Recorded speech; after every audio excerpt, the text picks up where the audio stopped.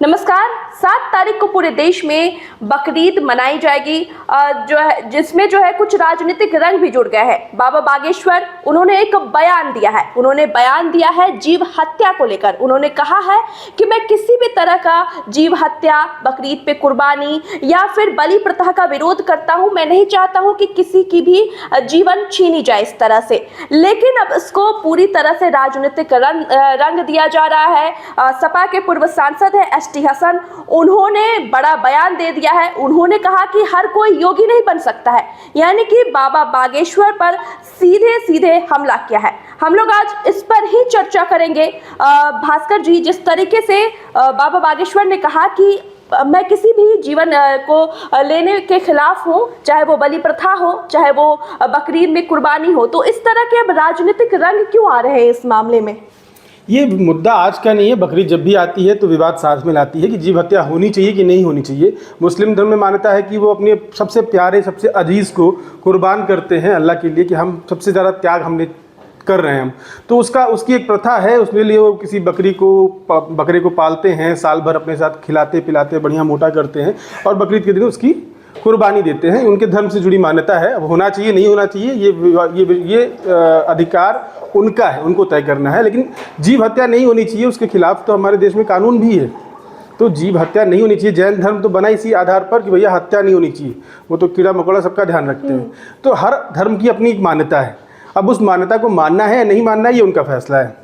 बाबा बागेश्वर इस तरह के सवाल और इस तरह के विवाद हमेशा खड़े करते आए हैं। फिर खड़ा किया उन्होंने विवाद, जिसकी कुछ दिन चर्चा होगी, जिस पर और इस तरह की बातों पर चर्चा होनी चाहिए। बाबा बागेश्वर अगर सवाल नहीं उठाएंगे तो ये सही है या गलत है। आज 2025 में एक परंपरा जो 6वीं शताब्दी में शुरू हुई, उसको अब 2025 तक लेके चलना है, छोड़ना है, क्योंकि भारतीय संस्कृति में भी बहुत सारी परंपराएं रही हैं।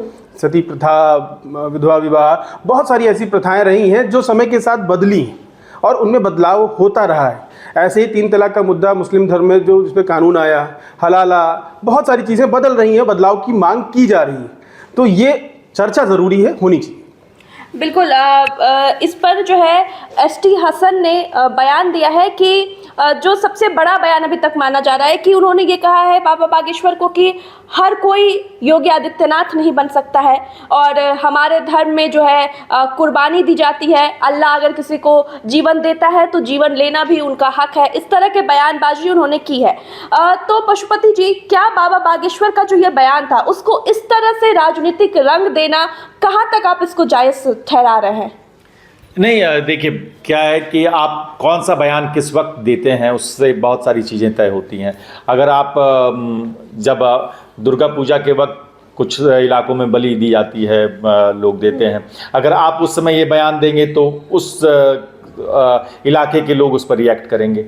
अगर बकरीद से पहले अगर बाबा बागेश्वर ने जीव हत्या का मामला उठाया तो स्वाभाविक तौर से एक मुस्लिम कम्युनिटी की तरफ से रिएक्शन आएगा।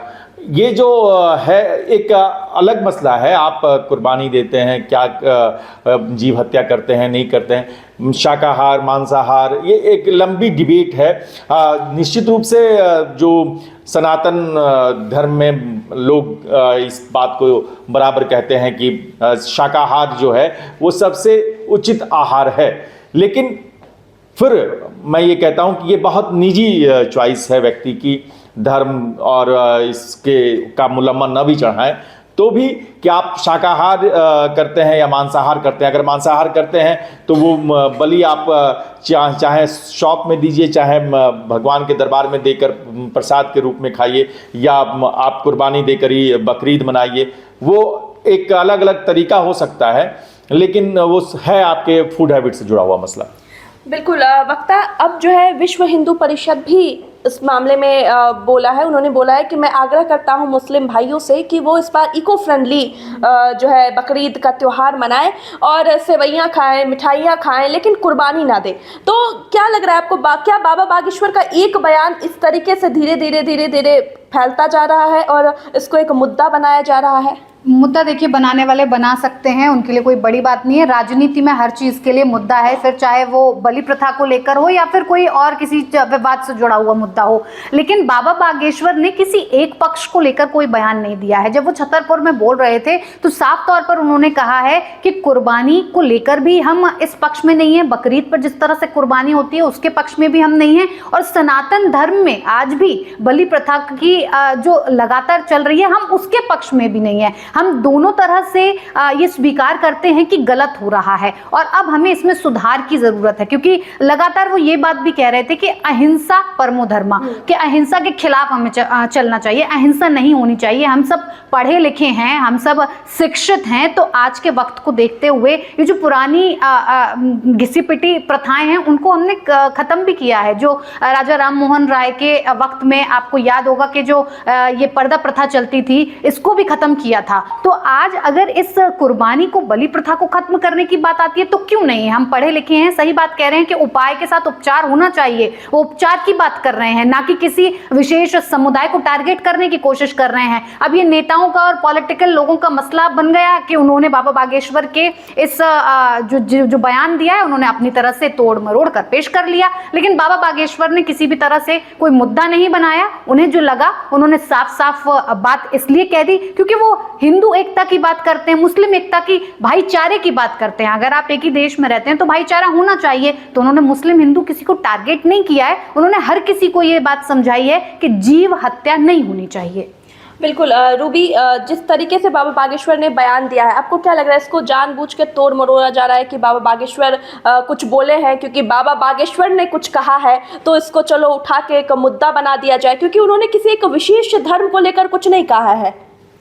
बिल्कुल, मुझे यही लगता है कि इसे बिल्कुल गलत तरह से पेश किया जा रहा है, क्योंकि जैसा वक्ता ने भी बोला कि बाबा बागेश्वर ने केवल ये नहीं बोला कि बकरी ईद मनाना गलत है, उन्होंने तो ये भी बोला कि सनातन धर्म में भी बलि प्रथा है और जो गलत है। सनातन धर्म में भी ऐसा नहीं होना चाहिए और मुस्लिमों के त्योहारों में भी ऐसा नहीं होना चाहिए, क्योंकि हमें हमेशा से ये सिखाया गया है कि जीव हत्या पाप है।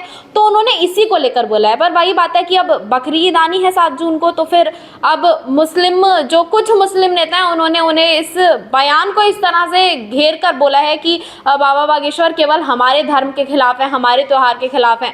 तो ये चीज़ गलत है, क्योंकि बाबा बागेश्वर ने कुछ भी ऐसा नहीं बोला है जो गलत हो।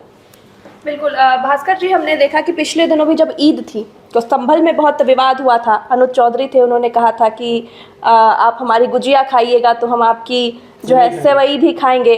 और अब जो है विश्व हिंदू परिषद भी यही कह रहे हैं कि मेरी मुस्लिम भाइयों से अनुरोध है कि वो कुर्बानी ना करें और मीठी बकरीद मनाएं, सेवैयाँ खाएं, मिठाइयाँ खाएं। तो इस तरह के बयान क्या लग रहे हैं आपको?